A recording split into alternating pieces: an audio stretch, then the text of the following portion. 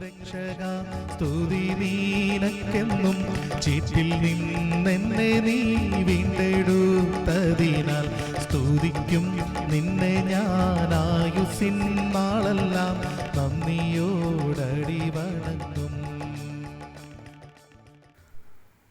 ക്രിസ്തുയേശുവിൻ്റെ നിസ്തുല്യ നാമത്തിൽ ശുഭസന്ദേശത്തിലേക്ക് സ്വാഗതം. വിശുദ്ധ വേദപുസ്തകത്തിൽ മത്തായി എഴുതിയ സുവിശേഷം 12-ാം അധ്യായം 17-ാം വാക്യത്തിൽ നാം ഇപ്രകാരം വായിക്കുന്നു: ഇതാ ഞാൻ തിരഞ്ഞെടുത്ത എൻ്റെ ദാസൻ, എൻ്റെ ഉള്ളം പ്രസാദിക്കുന്ന എൻ്റെ പ്രിയൻ. ഞാൻ എൻ്റെ ആത്മാവിനെ അവൻ്റെ മേൽ വയ്ക്കും, അവൻ ജാതികൾക്ക് ന്യായവിധി അറിയിക്കും.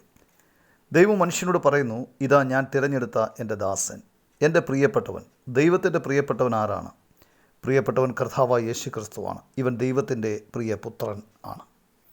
അനാദികാലം മുതൽ പിതാവായ ദൈവത്തിൻ്റെ മടിയിൽ, അതായത് കൂട്ടായ്മയിൽ, ദൈവം പ്രസാദിച്ചവനാണ്.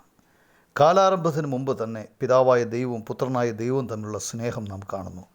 പാപിയായ മനുഷ്യനും ഈ സ്നേഹം അനുഭവിക്കണമെന്ന് ദൈവം ആഗ്രഹിക്കുന്നു. എന്നാൽ പാപനിമിത്തം മനുഷ്യന് ദൈവത്തോടൊപ്പം കൂട്ടായ്മ അനുഭവിപ്പാൻ കഴിയില്ല. നരകശിക്ഷയ്ക്ക് മനുഷ്യൻ വിധിക്കപ്പെട്ടിരിക്കുന്നു. എന്നാൽ സ്നേഹവാനായ ദൈവം തൻ്റെ പുത്രനെ ഈ ലോകത്തിൽ അയച്ചു. അവൻ മനുഷ്യൻ്റെ പാപഭാരം ഏറ്റെടുത്ത് ക്രൂശിൽ യാഗമായി തീർന്നു.